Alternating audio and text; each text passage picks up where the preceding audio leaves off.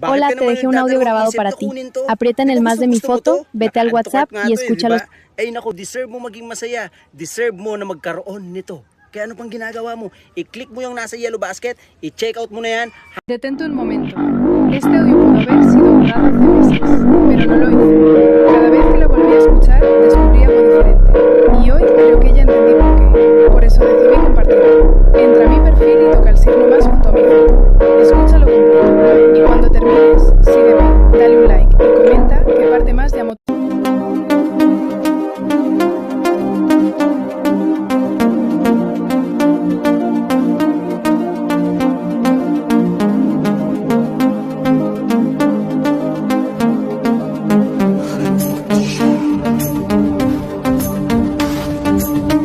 Hola, te dejé un audio grabado para ti.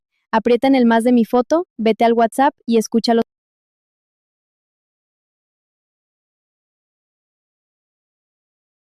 Detente un momento. Este audio pudo haber sido borrado hace meses, pero no lo hice. Cada vez que la volví a escuchar, descubrí algo diferente. Y hoy creo que ya entendí por qué. Por eso decidí compartirlo. Entra a mi perfil y toca el signo más junto a mi foto. Escúchalo completo. Y cuando termines, sígueme, dale un like y comenta qué parte más llamó tu atención.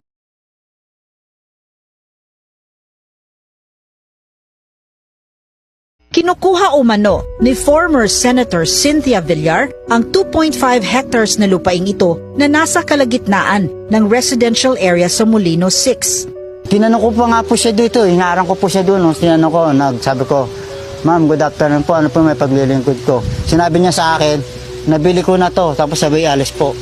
Pero, paano naman ang titulong hawak ng pamilya para sa lupaing minana nila sa kanilang mga magulang at sinasaka nila simula pa 1968? Nung nabubuhay ang tatay ko, may irrigation po yan. 3 beses po namin sinasaka sa loob ng isang taon niya, pagkakaani, patubig, kakaani, patubig.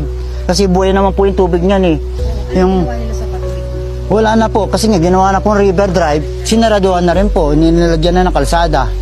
2023 nang nagsimula umano ang unti-unting pang-aagaw sa lupa.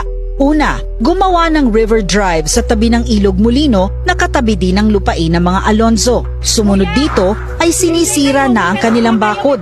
Walang pasintabi, basta nalang pumasok sa kanilang property. Mga gwardya ang gumawa nito na umano'y mga nakabonet at may mga baril. Walang dalang papeles at ni ayaw sumagot ng maayos kapag tinatanong.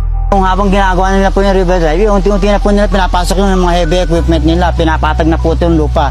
Pinasok din po ng surveyor to ang pinalabas para daw makuha yung easement ng river drive. Pero sinita ko po yung geodetic engineer nila. Sabi ko, bakit pati ito sinusukat nyo? Hindi naman kakasama yan. Sa video na ito makikitang naiyak ang isa sa mga kapatid ni Jay dahil sinisira ang kanyang gulayan na pinagkakakitaan para pampaaral ng kanyang mga anak. Ayon sa pamilya, kahit pa sila ay alukin na bayaran ng lupa ay hindi nila ito ibibigay. Helpless ang pakiramdam ng pamilya Alonzo dahil dumulog na sila sa maraming tanggapan para sa kanilang problema sa kanilang lupain pero walang gustong tumulong. Mahirap daw talagang kalaban ang mga mayayaman.